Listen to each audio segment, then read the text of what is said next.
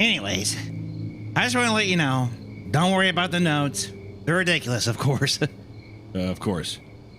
Well, I best, Third time, he searched for words. Leaving? yeah. He laughed, wagging a finger at me.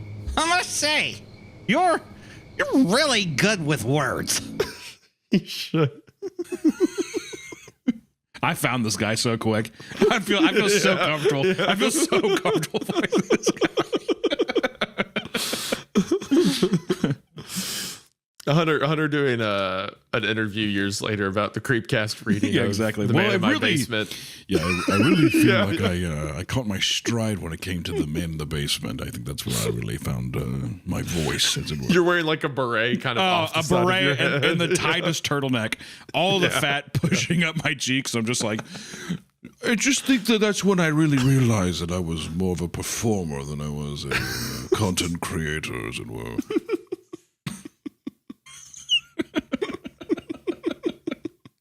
I found the stride with the fat rotund man and the short rotund man in the Hawaiian shirt. I think that character's really when the story clicked for me. That's when I really found the connection, the eclipse, if you were. And from there, the ethos of the story just made itself known. It revealed itself to me through the performance.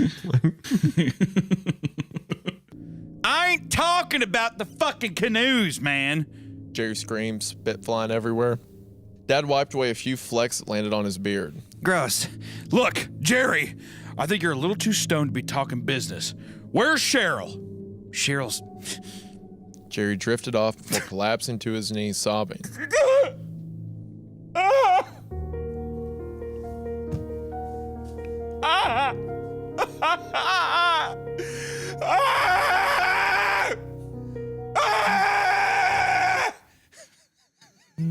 Is that good for Jerry?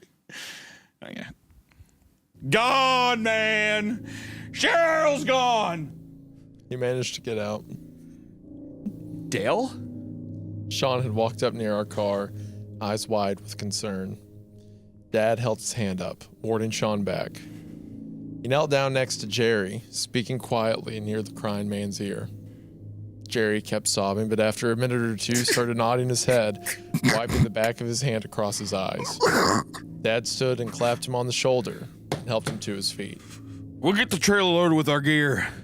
Get sobered up, and I'll let you know when we're ready to go. Fucking crybaby. That's an ad-lib. Thank you. Jerry Dude, hey, Cheryl's was a bitch. That's a good thing, Jerry. Hey. That's a massage on his shoulders. You're going to make it through it. You're going to make it through this winter. You hear me, Jerry? You can do better than Cheryl.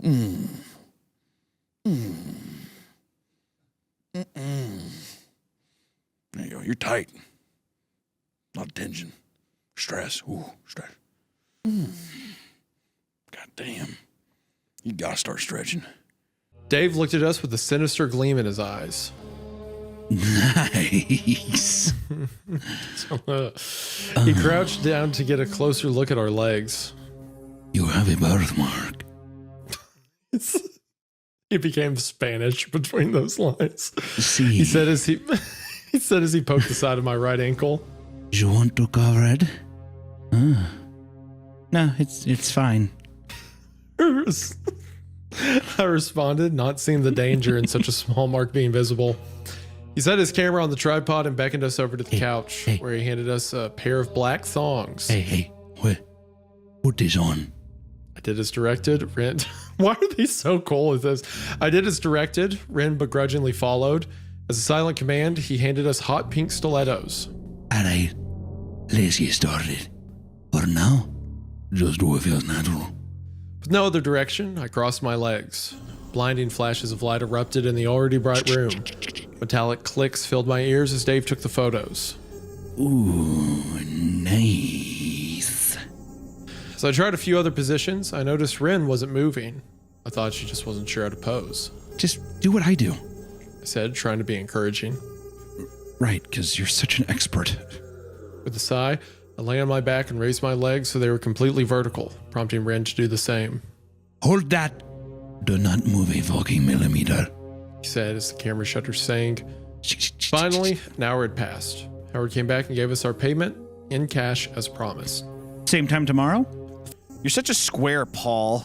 Amanda ruffled my hair as she walked behind Tara into the shed, perusing the equipment. I bet he could get us some really good shit now.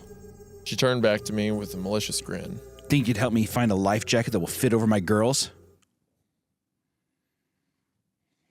I don't like that.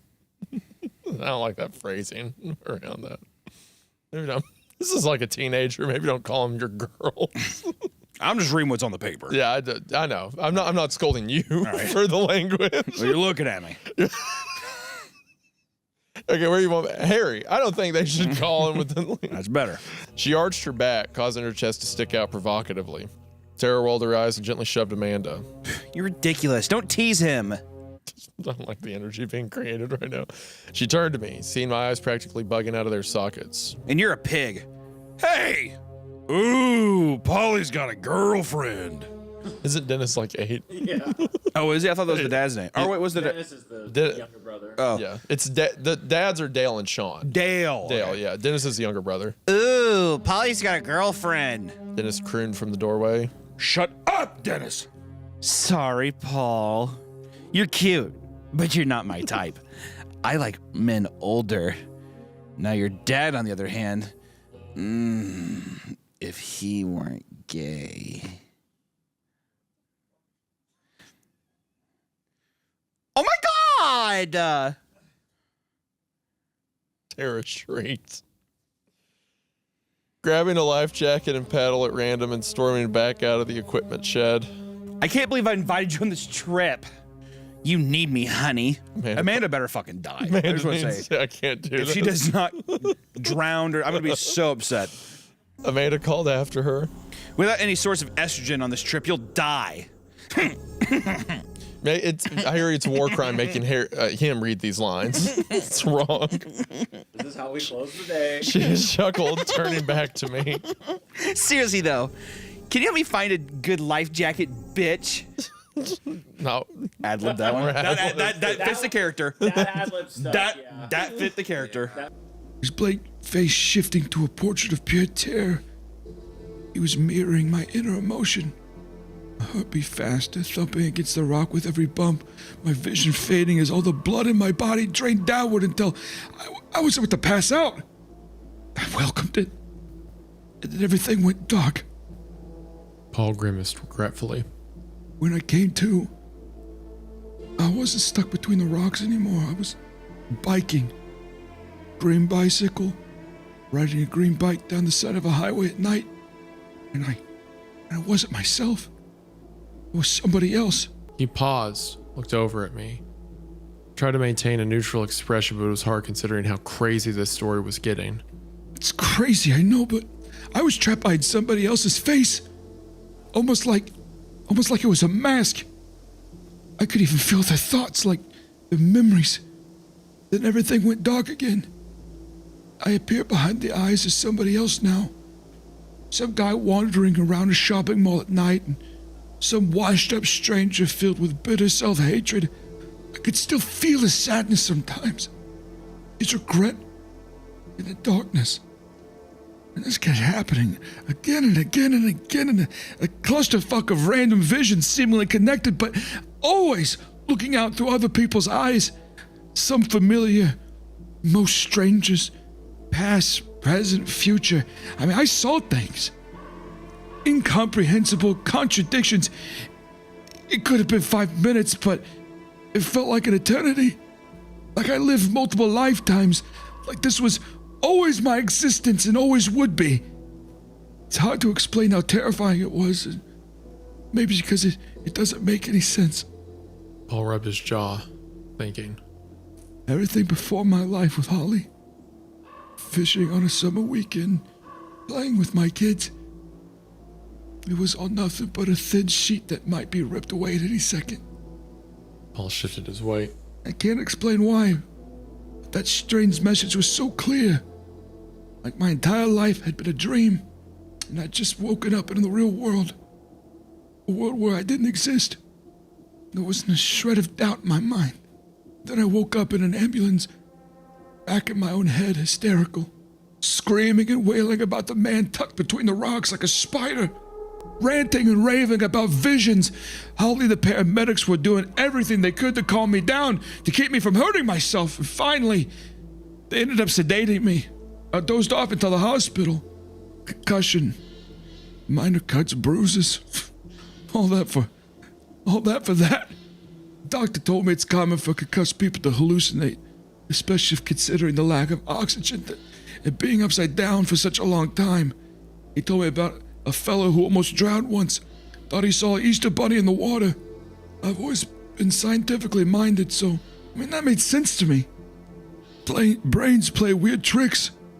Hallucinations made more sense than some circus contortionist sneaking down there just to fuck with me, and visions of other worlds, other people. You look so peaceful sleeping there. Beautiful, like a princess. I heard a murmur. Weary Traveler was already turned around in the guy's face. You don't touch women who don't give you permission to touch them. Calm down, old man. Blinky smiled as he relaxed back in his seat. Just brushed your hair off her face. That's not all you touched. Oh, you liked it, baby. I saw. You were still asleep and you purred for me. Fuck you! Curse was loud enough to wake most of the back of the bus. I stood up and nodded at Scraggle. Maybe you should switch seats with me. Scraggle sneered at me. I'm good where I am. Wasn't a request. The seats in front of my row are empty, so you should be able to keep your hands to yourself. Yeah? And what if she doesn't want me to keep my hands to myself? Believe me, I do. Runaway spat. Weary Traveler stood up and nodded in my direction. I think you should go. No! Scraggle laughed. Then she can move up, I said, and held out my hand to Runaway. She squeezed by Weary Traveler and dropped into the seat next to me. Now leave that girl alone.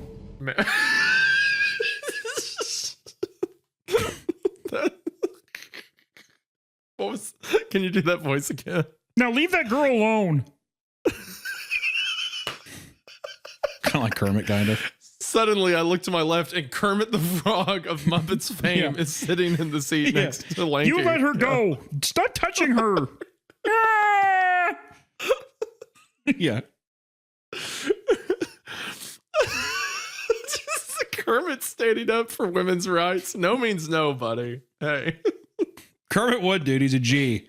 He definitely would. I'll break your fucking fingers. Hey, look at me, pipsqueak. I'll fuck you up. You see me, motherfucker? All right, Kermit, Jesus, just calm down, man. Just calm down. I'll skin your asshole bra, bastard. What? What are you talking? You skinned my asshole? You heard me, bitch. Little sick little bitch. It's been a completely normal story. No supernatural. It's no creature. And then just Kermit the Frog rotates around in his chair. I actually just like to think it's Jim Henson and he's under the seat with his arm up, puppeting He it. cut a hole in the chair so that he could puppet Kermit. Yeah.